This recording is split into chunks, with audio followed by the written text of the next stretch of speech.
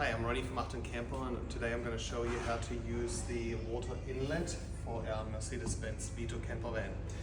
It is a little bit different than the transporter, so you connect this to the tap wherever you are, and then you take the other side, undo the little cap that is under. I've done already. Then you hold this onto there and you just tighten it. Turn to the left until it is tight. Then you can open your tap and then open this valve as well so you let it run until there's water coming out the bottom. There's a little overflow, so that will indicate that your water tank is fully full.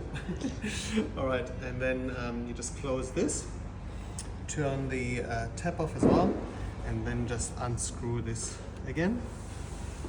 Everything in reverse. And then put the cap on again as well.